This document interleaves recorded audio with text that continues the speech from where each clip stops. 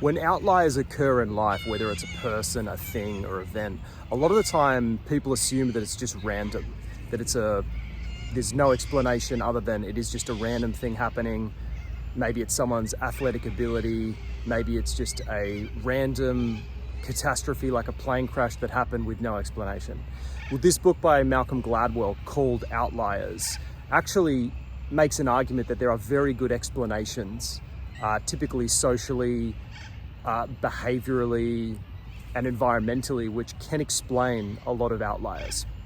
So a couple of examples I'll give in the book are plane crashes, for example. So for a commercial plane crash to happen, apparently several core things need to break down. And when several of these things break down, it's an extremely rare event. But when they do, that's usually the explanation as to why that happens. And I think the four things are, it's something like weather conditions, the equipment that they're using, like if the plane is kind of like an older plane. Another thing is the communication of a certain traffic control airport that they're pulling into and how seamless or difficult those people on the ground are. And the last one is how the people on board behave. Now in the book, he cites a series of plane crash events which happened, and there were two countries who overwhelmingly were responsible for the most amount of plane crashes, and those were South Korea and Colombia. What happened with the plane crashes was they saw that across the airlines and the cultures and the people that work for those airlines, everyone had the same three core issues. So obviously they all shared the same weather, challenging weather that they have to fly through. They experienced the same air traffic control and airports they had to pull through. They obviously, all of their pilots experienced some form of fatigue, but the last factor was the social factor, which I don't think I explained before. So the last factor that breaks down is if a pilot is fatigued and he's having trouble communicating with people on the ground and air traffic control, and he's using older equipment, which is physically more strenuous over hours and hours of a long haul flight,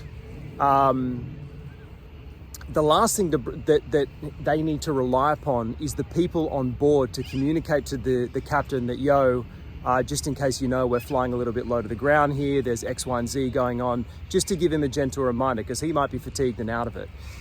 Now, how they found out that these two countries, South Korea and Colombia, failed in that regard was hierarchies are very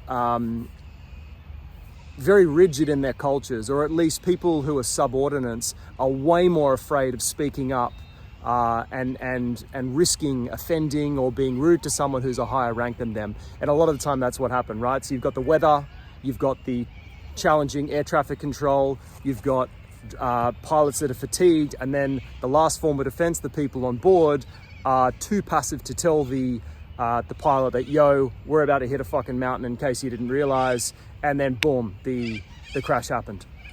So that's one example of outlier events that he gives. Another quick one I'll give as well is something like music or artists. If you take the Beatles, for example, right? Obviously an outlier, considered one of the great rock bands of all time, to some people the greatest, right? And you think, well, how did that happen? Well, maybe they were just genetic freaks. They were just born with it, right? I'm sure that was partly a case.